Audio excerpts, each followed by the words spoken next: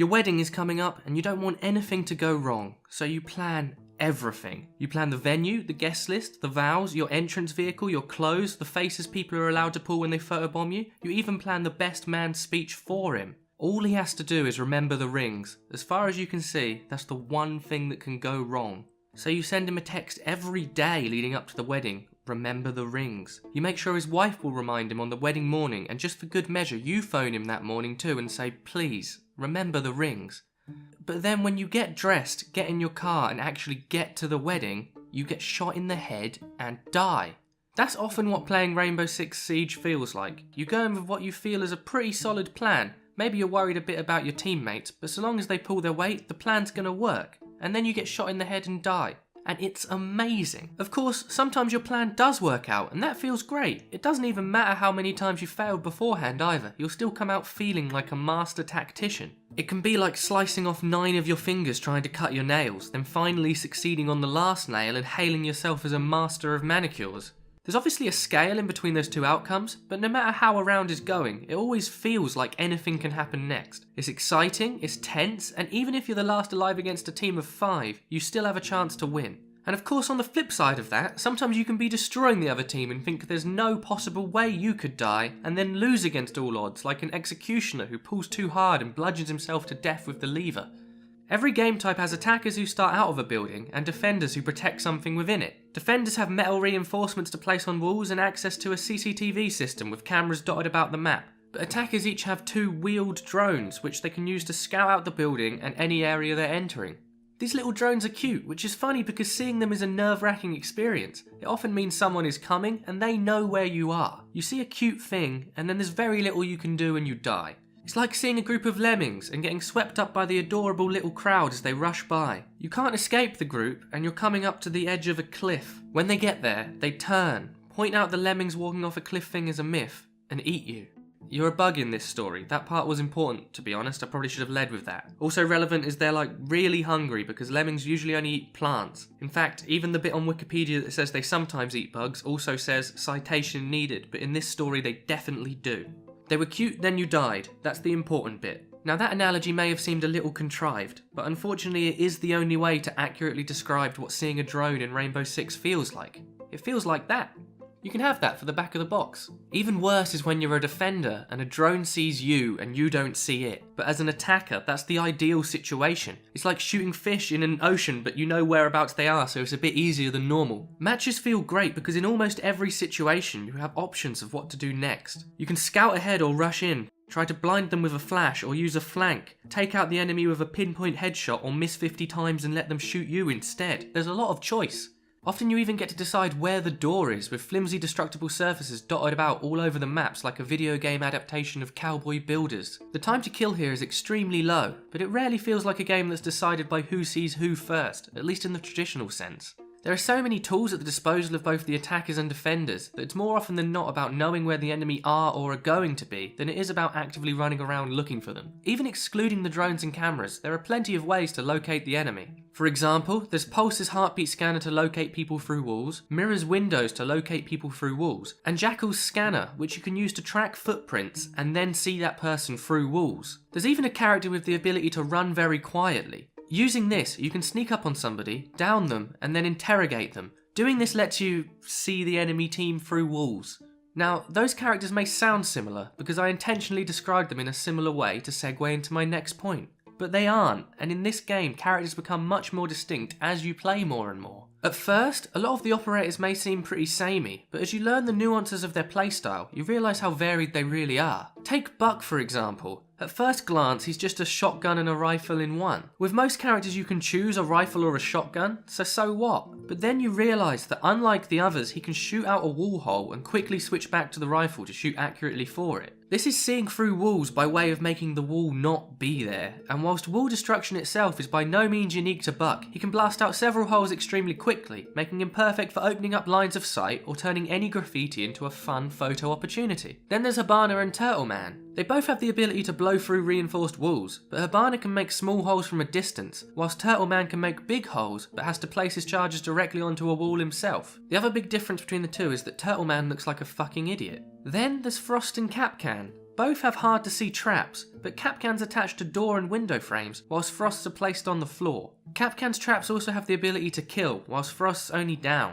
They both act to either hurt the enemy or just to slow them down, but in different ways and in different positions, meaning as an attacker there are more places to check and more reasons to be nervous. Recently they've introduced Lesion, another trapper. He has small cylinders of spikes which go invisible when thrown. You might think then that he makes Frost and Kapkan obsolete, but his spikes only do a small amount of damage on impact, instead causing tick damage over time and preventing you from sprinting until you pull out the spike. They also alert Lesion to your position because he can see where his traps are at all times. It's a completely different function to Frost and Kapkan, and at the end of the day, it doesn't matter whether their traps are invisible or not. Some people still aren't going to see them, and that's what matters. They become like a working version of the Emperor's New Clothes, where they are only invisible to stupid people. Like, all too often, me. In fact, they're actually better than if the Emperor's New Clothes really existed, because catching some people off guard gives them a purpose, unlike clothes which can only be seen by the intelligent. Even if his clothes worked exactly as advertised, there are still going to be some stupid people who just get to see you fully naked, a problem completely solved by just wearing normal clothes. And considering he doesn't seem to be a very good emperor, I'm going to assume his populace is largely uneducated and would nearly all see him entirely nude. The only time those invisible clothes would ever be a good product is if there was a colony of low-intelligence nudists looking for a way to remain exhibitionists during a harsh winter.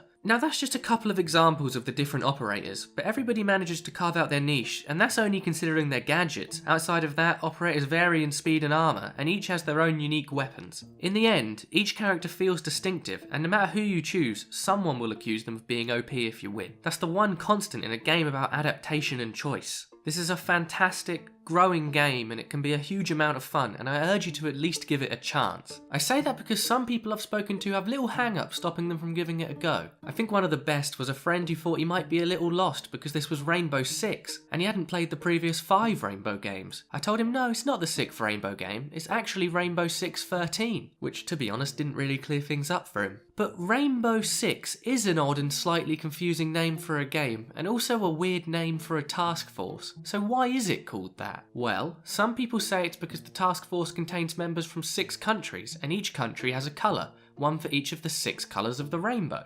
Now, most people think there's 7 colours in the rainbow, but there is some pushback from people who believe that indigo is not distinct enough from purple and blue to warrant its own colour slot. Rainbow Six could have been named to protest the traditional 7-colour model, its members serving as both highly trained and secretive counter-terrorist operatives, and campaigners for the delegitimization of the colour indigo. Perhaps without that secondary focus on spectrum politics, they wouldn't have needed to give any indication in the name of how many countries were involved. They could have called it Rainbow One to not drag everyone into it, were, for example, the USA found to have ties to this secretive unit. Sometimes it's helpful to fudge the numbers. You know, 8-Minute Abs is a catchier title than months if not years of dedication, diet and exercise other than this 8-minute program.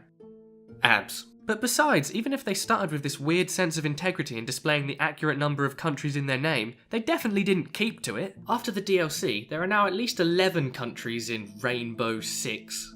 Even if it began with only 6, you can't just keep the name after it changes. S-Club 7 didn't keep that name once there were only 6 of them. They were just S-Club, probably through fear that more members would leave and the number would keep ticking down. With S-Club, they could keep the name until only one member remained, who would forever be known as the one true S. It's the same idea as the Breakfast Club, where the last surviving member will be declared as the best thing to eat from a bowl of milk. With the change of member numbers, albeit upwards this time, Rainbow Six could have dropped the 6 and just become Rainbow in preparation for more changes. I doubt the covert Black Ops elite counter-terrorism unit hidden from the public and known only to a handful of people worldwide would have faced any legal recourse from the band of the same name, the 70s children's TV show of the same name, or the Guild of Leprechauns. Interestingly, the Guild of Leprechauns have 7 members, but they didn't feel the need to put it in the name because they're aware that member numbers might change. And also because they're worried about comparisons to the 7 Dwarfs. So, because the number of countries involved keeps increasing but 6 remains constant, the other option is that 6 isn't supposed to represent the current membership of Rainbow Six, but denotes the minimum number of countries needed to keep Rainbow running.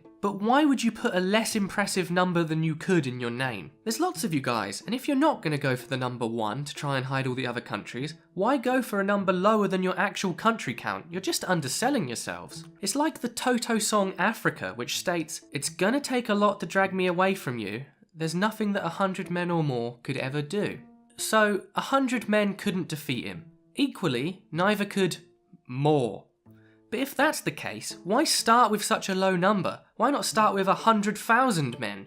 Why not say, there's nothing even an infinite number of men could do? Because that's quite a feat, and you're not doing yourself justice to first have me imagine you up against a poxy 100 men. But equally, if 100 men or more couldn't drag him away, he does raise the question of whether perhaps less than 100 men would stand a chance against him. 250 million men? They're fucked. That's been established. But what about 4? Now there's a real challenge.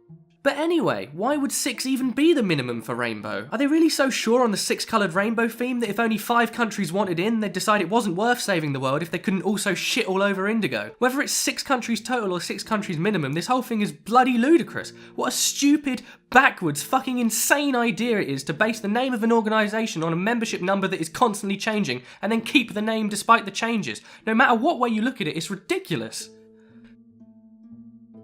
So yeah, some people say Rainbow Six is called Rainbow Six because of the number of countries in it, but it turns out that's not actually the reason. It's called Rainbow Six after the Rainbow Plans the United States had in the 1930s. Countries were colour-coded, but for secrecy's sake, and the plans detailed defence strategies for if America was attacked by multiple countries at once. There were 5 of these plans, numbered accordingly, so Rainbow 1 through 5. The 6 in Rainbow Six would refer to the 6th of these plans.